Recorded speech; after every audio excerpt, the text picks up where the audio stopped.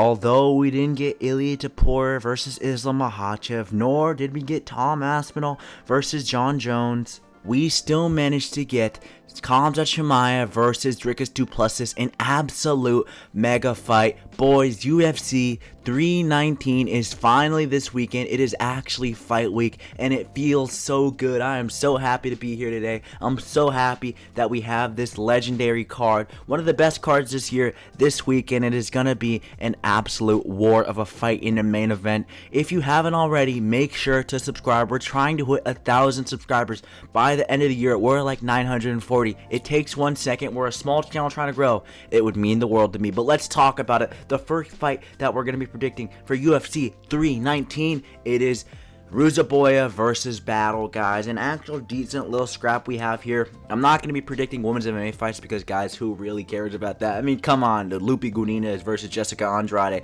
Jessica Andrade in the big 2025. Are we serious, guys? Lupe Godinez should get that done. But we're not here to talk about women's MMA. I just said that, man. But we have Ruziboyev versus Bryan Battle. And I think a lot of people are failing to realize that Bryan Battle is actually moving up a weight class. You know, Bryan Battle, his last fight was at welterweight against Randy Brown. It was a very close fight, and I actually think that Randy Brown beat Bryan Battle. Bryan Battle realistically just did not look that good in his last fight. Meanwhile, Ruziboyev is coming off a good win to Dustin Stolfus. He actually wasn't even able to finish Dustin Stolfus, which is part of the reason why I will be picking Bryan Battle today, guys. Bryan Battle, I do believe that he is just a better striker. I think he's a better fighter, and although that Ruziboyev's record shows a 36-9, it's mostly bums. You look at it before the UFC, this guy is facing random Khabib Magomedov. It's realistically nobody. He's having like 3 fights on the same night, just getting clip wins. It's super easy.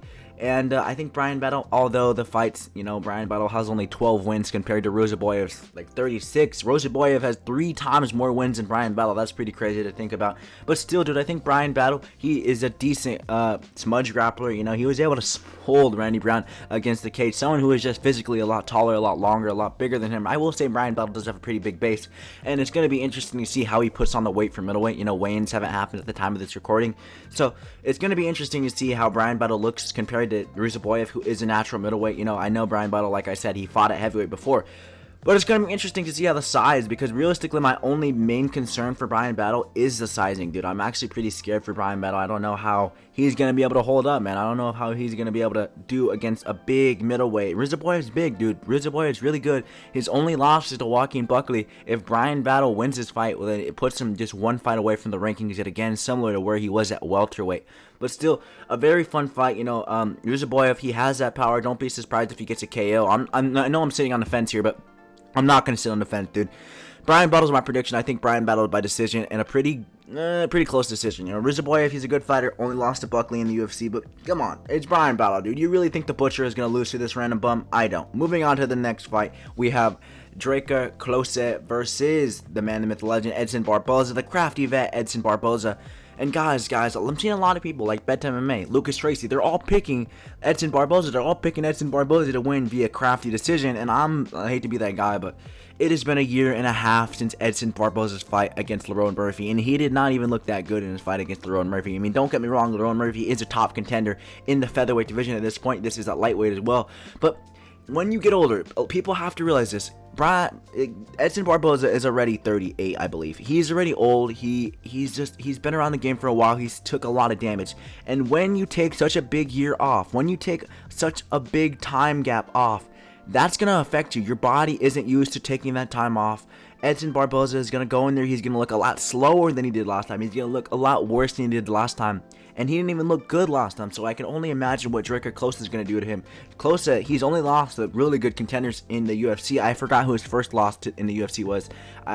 But his last loss was to Joel Alvarez, and that is not a bad loss whatsoever. This is a banger of a fight, and my prediction is Clos, dude. I think he's going to be able to win via a very crafty decision, and maybe he can get a finish in the first round, but I think Edson Barbosa is going to go in there. He's going to be looking really slow. He's going to be looking really dull, and he's not going to be the same man who we once saw. He's going to be an actual shell of his former self. Guys, it's 2025. I'm not picking Edson Barbosa to win a fight, whether you consider him a crafty vet or not. I don't care, man. Moving on To the next fight we do have is Chase Hooper versus Alexander Hernandez, dude. Alexander Hernandez, if you guys do not know who he is, his biggest moment of his career is losing to KO to Donald Cerrone. This guy was talking all this trash to Donald Cerrone, 41-year-old Donald Cerrone at this point. Donald Cerrone was taking all this trash talk, dude. These guys were going back and forth, and then 41-year-old Donald Cerrone fraud checks Alexander Hernandez. He chins him in the first round.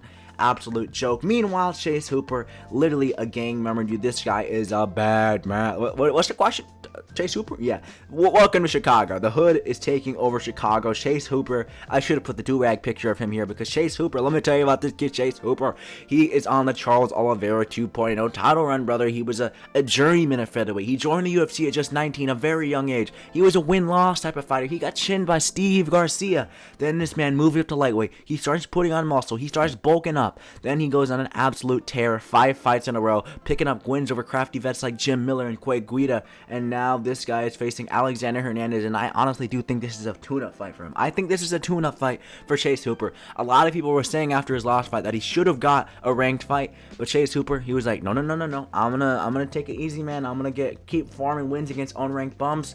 Give me Alexander Hernandez. Let me get a sick finish over this guy, and that's honestly what my prediction is. Chase Hooper by submission. I'd say in the second round. I think Alexander Hernandez, he's actually going to be a tricky customer. I'm not saying that this is going to be a complete one-sided domination, but I think Chase Hooper is good enough to win this fight. I think he's just shown so much improvements in his game in his just last couple fights, and he looks really good. He looks really crafty at this point in his career. This man is someone that we need to start talking about when we're talking about lightweight fighters, lightweight prospects. You know, he's only 25. He's still looking super sharp. He's looking super good, and I think this man could be someone who could fight for a title in the future. Chase Hooper, you're a very small individual. Alexander Hernandez is actually pretty big for the division.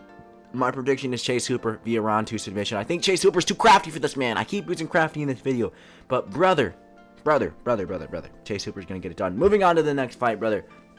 We have, talking about crafty vets, dude. Talking about the word crafty. GM3, literally the ultimate crafty vet. He's going to be facing Mikal Oleek. Mikal Oleek is part of the Fighting Nerds now, I believe. I think last time out against UFC, at UFC 314, when he was facing Cedric Dumas, he had one of the Fighting Nerds in his corner, and he looked really good, dude. You think he got a first-round finish over Dumas? Dumas was actually really mad. Meanwhile, GM3, he's coming off 2 back-to-back losses to Brad Tavares and Reinier de Ridder. He didn't look that bad in that Reinier de Ridder fight. It was 1-1 going into that 3rd round. He lost it, obviously. He got finished by an arm triangle, but still, dude, and his last fight against Brad Tavares, he didn't look too good, and I can't bring myself to pick GM3.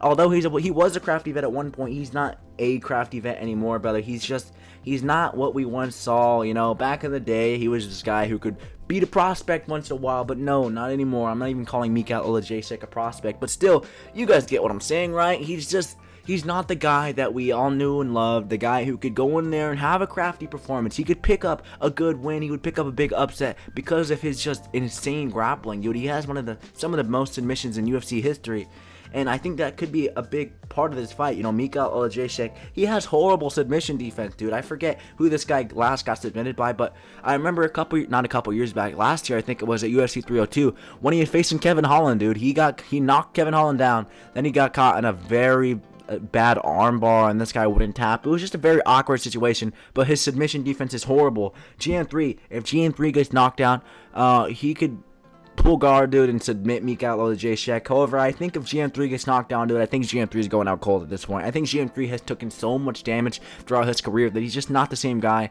that we once saw. I've said that many times in this video, but his striking's just looking a lot slower. He's just not as quick as he used to be. And even on the ground, dude, his transitions aren't as good as they once were. He didn't look good in that Brad Tavares fight whatsoever. And just going off the eye test, I have to go based off their most recent fights. Mikal Oleek looked like a world beater in his last fight.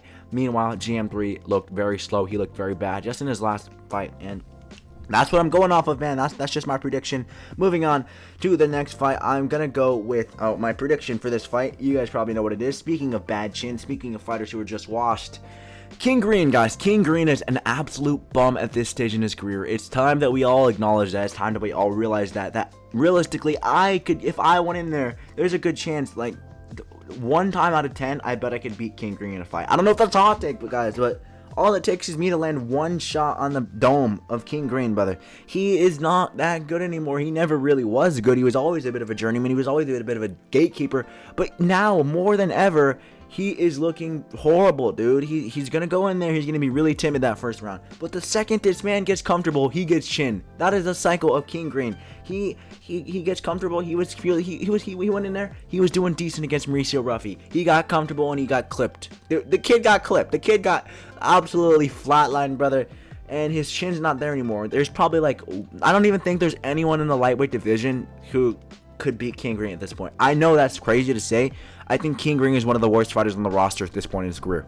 That is a fact, dude. He has no chin whatsoever. He is one of the worst fighters on the roster right now. And I think it's really going to show in this fight when Diego Ferrer just goes in there.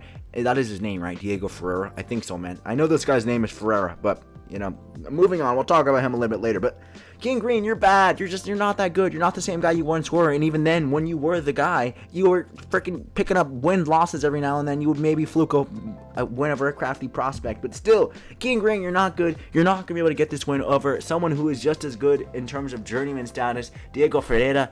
He's one of those guys who's always been outside the rankings. You know, he's picking up close fights. He had a close fight against Grant Dawson a couple months ago. Then he has some losses to Beneil Dariush and Dustin Poirier. He has lost to Gamrot. He's losing to guys just outside of the top 15. And meanwhile, Bobby Green, brother, when was the last time you beat somebody? Period. Jim Miller? Yeah, UFC 300, Jim Miller's 40, brother. Come on. I'm not picking you to beat, actually, Diego Ferreira is 41, but still, you guys get what I'm saying, dude. Diego Ferreira had a very close decision with Grant Dawson, and Grant Dawson is not really a prospect at this stage, but he's one of those guys who could maybe have a little run, and Diego Ferreira had a very close decision with him. So that's my prediction. Diego Ferreira, I think if he lands clean on the dome once in this fight, brother, it's over. He has no chin. First round, TKO, Diego Ferreira, maybe even KO. Moving on to open up the card, Kai Asakura making his long-awaited return. Guys, we have all been waiting for this Kai Asakura return. He's facing crafty vet Tim Elliot. A lot of crafty vets on this card, man. We got Edson Barbosa, we got Tim Elliot, we got GM3. A lot of crafty vets on this card. Tim Elliot, brother, similar to what I said about Edson Barbosa, when you are old, when you reach a certain point in his career, I'd say when you're about 35 and older, and you take a long year off, dude, like just a year off period, and then you come back, you're just not going to be what you used to be. And Volk's an exception. But Tim Elliot, brother, you haven't fought in literally almost 2 years at this point. You're taking a long layoff, and your skills are just going to decrease a lot. We've seen it with Nikita Krylov, dude. He just looked really bad in his last fight. His last two fights. Tim Elliot, I think you're solely going out there to just be chinned by Kai Asakura. Kai Asakura is going to go in there and he's going to chin you, brother. That is period. Kai Asakura, the UFC is sending Tim Elliot as a lamb to the slaughter here, brother. He's going to get chinned. That's just period. That's how I feel. I honestly don't see much from Tim Elliot here. His striking is just going to look slow. His grappling, maybe he can propose a takedown threat, but I'm trusting Kai Asakura's defense, dude. Kai Asakura, he got taken down by Pantoja. Pantoja is one of the greatest flyweights of all time, brother. That's not a bad loss. The Pantoja loss has aged well, actually. Pantoja's gone on to get another title defense after that. And if you think about it, we look at what Pantoja just did to Kai Kara-France, well then, maybe it's just not as bad. Pantoja just submitted Kai Kara-France. Kai Kara-France has been around for a while. He's been a staple of the top 5 for a while, and he submitted him with ease. Kai Asakura also got submitted with ease. Pantoja got both of them out of there pretty early. They did at the same level. Maybe if you think about it, doing MMA math, Kai Asakura and Kai Kara-France are on the same level. But Kai Asakura is going to go in there. He's going to flying knee Tim Elliot, brother. We're going to open up the main card with a banger knockout. Everyone's going to be talking about Kai Asakura. Maybe we could get him a no cop rematch, or not even a rematch, a trilogy. People don't know about this. But Kai Asakura and Manel Kape fought twice in Rising, I believe. So maybe we could see a trilogy. I think that'd be a fun fight to make soon. Manel Kape, I don't even know what the kid's doing. It's been a minute since he last fought, and he keeps pulling out. But yeah, I think this is just a tune-up fight for Kai Asakura. So Kai Asakura is my prediction. Moving on to the next fight, Jared Cannonier versus MVP. A lot of hardcores are saying, hardcores like MMA Guru, I keep seeing him say this is going to be a boring fight. MMA Guru, Lucas Tracy, Bet MMA, everyone's saying this is going to be a very boring fight. People saying Jared Cannonier's too technical. He's just too technical. He sticks to the game plan too much, and he makes fights boring compared to MVP's counter-striking. You're going to need a very talented striker to make this fight interesting. That's not what I'm saying. That's what I've been hearing people say, and I somewhat agree. I somewhat agree that Jared Cannonier, he could be a little bit timid. He could just be one of those guys who just goes in there, he sticks to the game plan too much, and at times he can be that. That's definitely what happened in the Barath fight. He could have won the Barath fight if he just didn't stick to, if he stuck to the, wait, what am I saying? He could have won the Barath fight if he didn't stick to the game plan. He was too locked in on staying to the game plan, brother.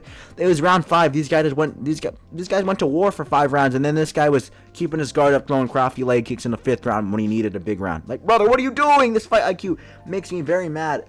But still, dude, Jared Cannonier, I think he's gonna be fighting for more than just a win here. Jared Cannonier has expressed that he wants to go on a run. He was very mad when the UFC offered him this fight. He wants more than this fight. He wants a top 5 matchup.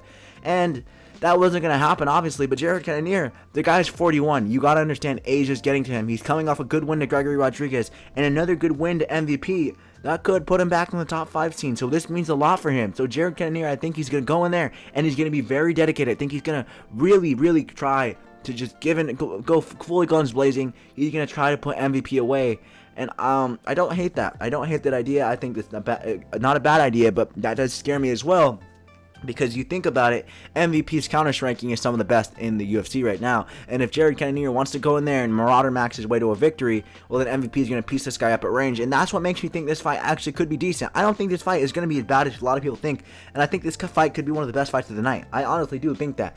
This fight's being underrated. It's being talked about, but in a very negative way. Everyone's saying this is going to be a boring fight. I beg to differ. I think Jared Cannonier, he's not going to be able to take this to the ground. I think MVP has decent takedown defense. You know, Ian Gary was able to take him down, but Ian Gary, you love him or hate him, Ian Gary's a very well-rounded fighter, so you can't hate on him too much. And MVP's realistically only been taken down by Ian Gary. Ian Gary was the only one to really hold MVP down, and even then, Ian Gary wasn't able to actually hold him down, if you know what I mean. Kevin Holland was able to take him down, but he wasn't able to hold him down. And you're going to need to hold him down to beat him, brother. That's what Ian Gary did. It's just that it was just against the cage. Jared Cannonier, you're a very physical guy. You're big, former heavyweight, by the way, but MVP's tall. And he actually doesn't put on the weight very well for middleweight. You know, he kind of looked flabby in his last fight, but MVP just has such a weird build, dude. This guy's like 6'1", he's super tall, super lengthy, you know, he doesn't really have to bulk up, and he's just physically strong. Jared Cannonier, brother, you have the frame, you have the build, you're jacked as heck, but I don't think you're that strong compared to a lot of other middleweights. I think that's something you've lacked on in your career, and I think MVP, you're not going to be able to hold MVP down. MVP's too big, his scrambles are decent.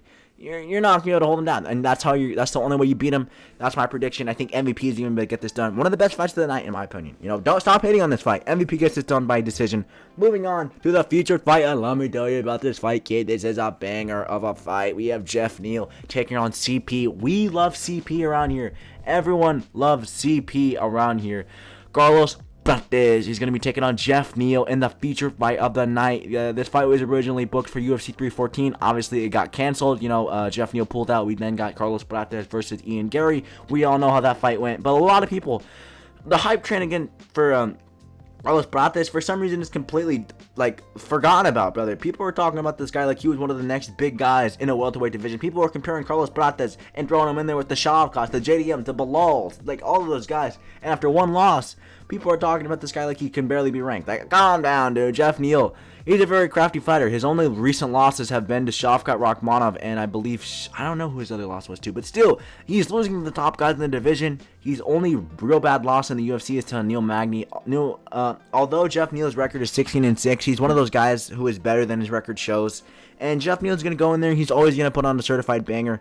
And same with Carlos Prates, dude. Carlos Prates is going to go full guns blazing. And I think Carlos Prates gets this one, in my opinion. Carlos Prates' Muay Thai is actually elite. Carlos Prates, I need to stop saying guys' full names. There's a lot of comments I get about that. Stop saying their full name. We know who you're talking about, bro. So I'll just say Prates, he's going to go in there. He's going to use his knees to his advantage. I think Geoff Neal has a tendency to not cover his body as much in his body. He's got a big frame, he's got a big chest, no diddy, and I think Carlos Prates could exploit that with some nice elbows, some nice knees, and overall, I think Geoff Neal also has really bad tendencies in general. He'll just blitz forward randomly, and it works some of the time. I think Carlos Prates' defense is very good. He kind of backs up with his hands up in the air, and that works to a certain extent, and I think he's going to be able to counter-strike. I think he's going to be able to piece up Geoff Neal, and I think this is going to be a very good fight, man. I mean, we all know that, but I think a lot of people are expecting Carlos Prates to go in there and chin Geoff Neal, and I can totally see that, but I could also see a very close decision. And I'm going to say a very close decision. I'm still going to give it to Carlos Prates,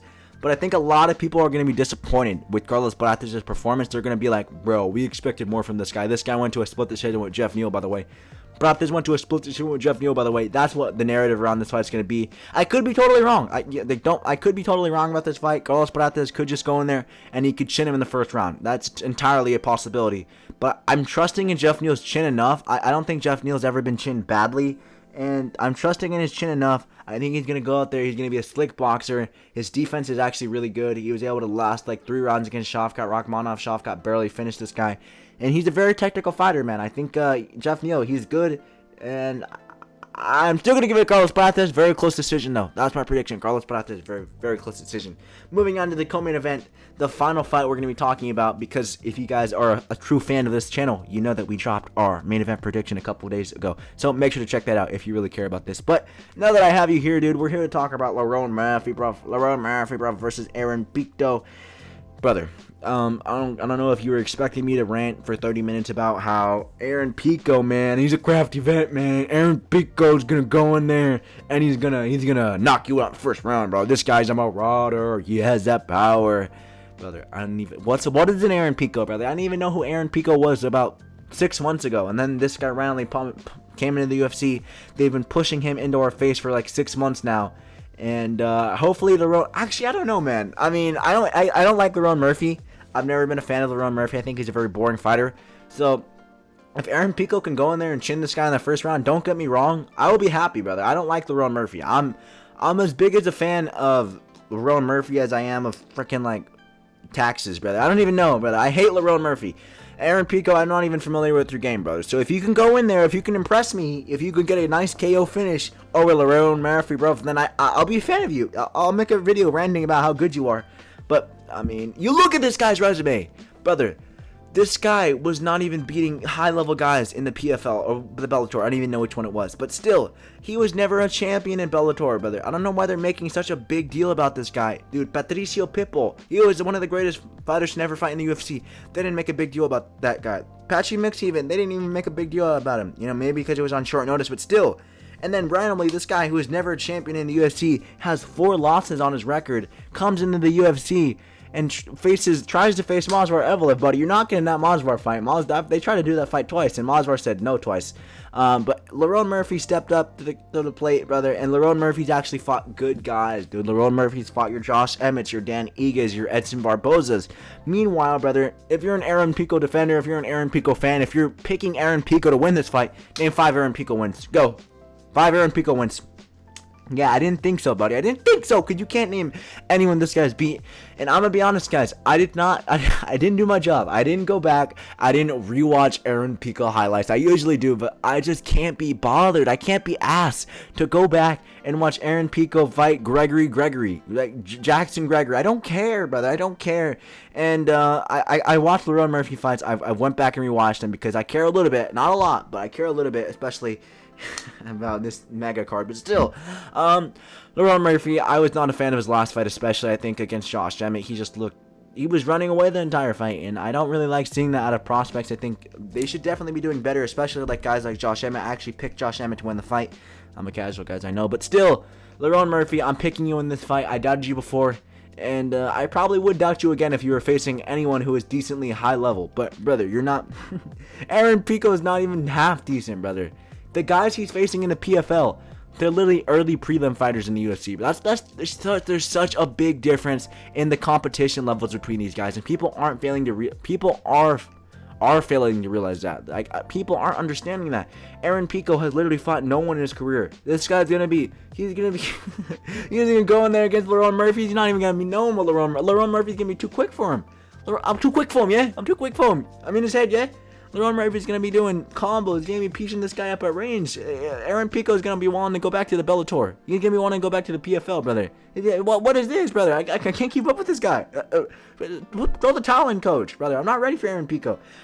Aaron Pico, please win this. Not really. I don't even know. I don't really care about this fight. I was actually really bummed out. I was really mad that this was the UFC 319 main event. But we're here. I'm going to watch it because I love this sport. Aaron Pico, you're going to get chinned. It would be really funny if Aaron Pico went in there and chinned Lerone Murphy, considering how much hate Lerone Murphy gets. But Lerone Murphy, decision, brother. This guy don't get finishes. Remember, guys? Come on. I'm not picking Lerone Murphy to get a finish. Lerone Murphy via decision. I think this is 5 round. I actually don't know. This, not like it matters, dude. Aaron Pico, who have you faced that's half decent? Lerone Murphy by decision. That's my final prediction for this video. Make sure to go check out my prediction for the main event, Khamzat Chimaev versus Draco 2 Plus, his brother. It is going to be a banger of a card. Make sure to subscribe. We're trying to hit 1K by the end of the year. And I will see you guys in the next one. MMA Outpost out.